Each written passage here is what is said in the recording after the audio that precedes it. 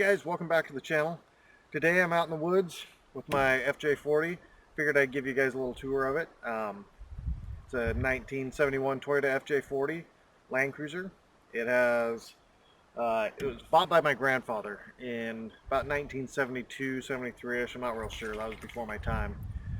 But it's been my project vehicle for probably 15 years now. I think I started in 2006 working on it, and it's been a great learning experience for me, and just figured I'd give you a quick walk around, show you everything I've done to it so far. So first off, this is the stock color, the Capri Blue as it's known, and I've repainted it once. I had to do a little bit of rust repair. The backs in the rear quarters and on the rear side there's a rear sill that rusted out, so I did some rust repair on that. But anyway, let's go ahead and do a walk around. Okay, so first off, as you can probably see, it has a spring over. I used Rough Stuff kit. It's their spring perches and shackles, things like that. I have 35-inch Goodyear Wrangler MTRs. It's called a Bellevue winch. It's a period correct winch on the front. It says it's a 6,000 pound winch, but when Warren bought them out, they reclassified it as an 8,000 pound winch. So it's essentially the precursor to the 8675 Warren upright winch. The front bumper is my creation, just a simple C-channel bumper. Boomer came along for the ride also. I have Bilstein shocks up front, some sliders that I built. I bought some TJ flares. I believe they're Smitty built TJ flares. Reshaped them and made them to fit my body lines. I think it's 2-inch. Nah, it's 1.75 inch. DOM, 120 wall DOM. Round back, I have a 2-meter radio antenna. I have a homemade rear bumper with tire carrier. The swing out is Rough Stuff also. So yeah, got my CB antenna on this side. Spare tire, full-size spare, obviously.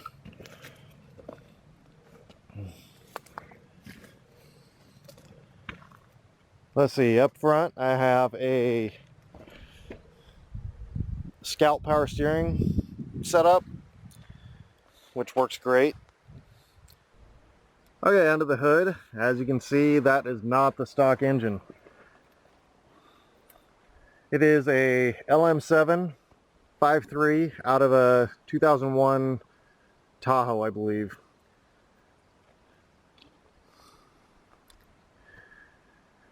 Got the ECU mounted right here, little fuse block. It has a stock radiator, so that's a stock FJ40 radiator. It was only a couple years old when I started the conversion, so I just stuck with it and it works just fine. The intake is out of an F-150 that I've adapted and runs down. I added an extra vent right here on the side so I could suck in clean air. Or clean and cool, let's put it that way. Works well. Has plenty of horsepower, way more horsepower than the stock straight 6 that was in there before. Underneath, I have the stock FJ40 axles. They have 488 gears in them with ARB air lockers front and rear.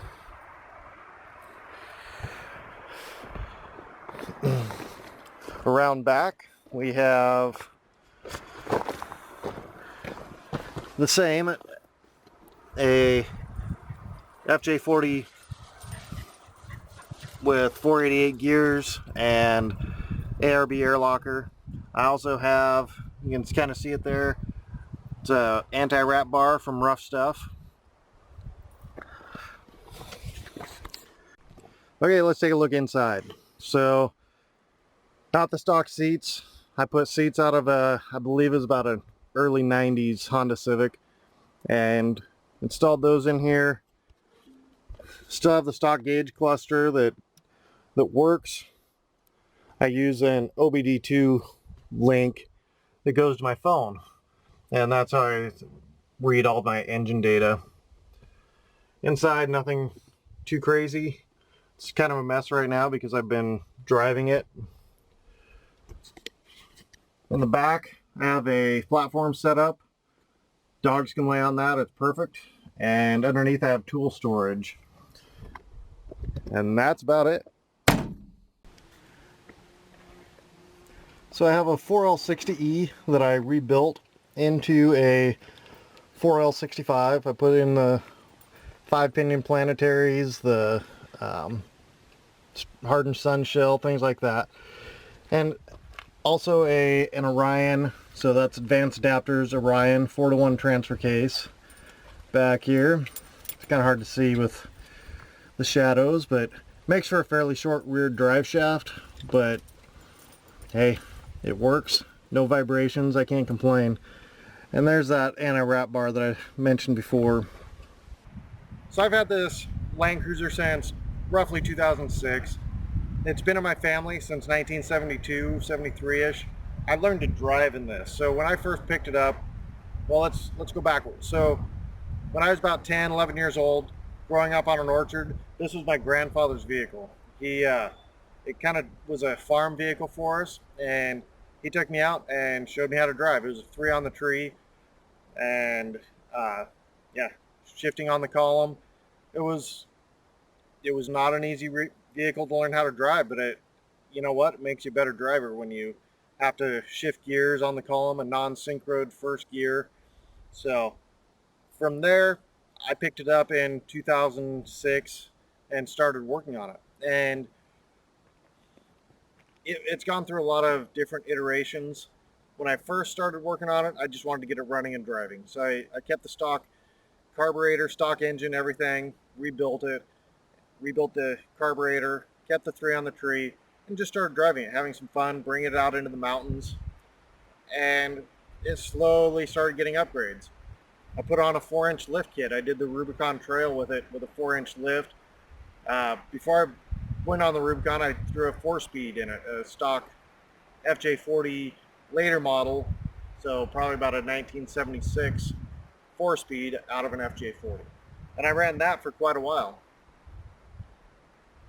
Then I felt the need for more power. I like to drive this. I drive this quite a bit in the summertime. I drive it around town. I drive it, you know, on vacations, going out and doing things. So I wanted more power, and I really wanted to keep it a Toyota engine. I really thought about doing a Toyota diesel, and unfortunately, trying to get I wanted to do a 1HDT, and being here in the U.S., you never got them stock in the U.S., so I would have had to go to Canada. I've looked at going up to Canada, buying an 80 series, and just for the engine, swapping in the engine, the axles, things like that, and it became cost prohibitive. And getting parts availability was a big issue here in the U.S. After doing a lot of thinking and a lot of searching, I was looking to buy a 1HDT, and it was out of my price range. And I started thinking about the LS swap, and eventually I ended up going that route simply because parts availability. It was cheap. I bought the whole engine, transmission, transfer case, and ECM and wiring harness for $800, and I had right around 100,000 miles on it. So for the cost, I couldn't beat it. Sure, there's a lot more cost associated with putting it in, but that's a pretty cheap way to start. And like I said, parts availability. I can take this anywhere in the country, and if I need a mass airflow sensor or an oil pan gasket, whatever, I can get it at any parts store. So for those reasons, I just settled on this. And quite honestly, it has plenty of power. It's the guy that tuned it for me says it's probably about 325, 330 horsepower. And honestly, with a short wheelbase, high center of gravity vehicle, that's more than enough. I can get myself into plenty of precarious situations with that kind of horsepower. Granted, you ask any gearhead how much power they need, and the answer is all of it. And I agree to that. I agree with it. But I think 330 with this is plenty. So there you have it. This is my vehicle. I'm going to do a little wheeling. I'm just driving up dirt roads today. There's not a lot of wheeling up this area, but dirt roads and just having some fun, seeing the sunshine. Brought the dogs out, enjoying the mountain air. And in case you were wondering, the dogs are sacked out in the back. They're a little tired after a day of running out in the woods. Alright guys, I hope you enjoyed the video today. I'm trying to do something a little different. So if you liked it, please hit that like button. Really appreciate it. If you want to see more of this type of stuff, hit that subscribe button. I can sure use the help, and we'll see you next time. Thanks for joining along today.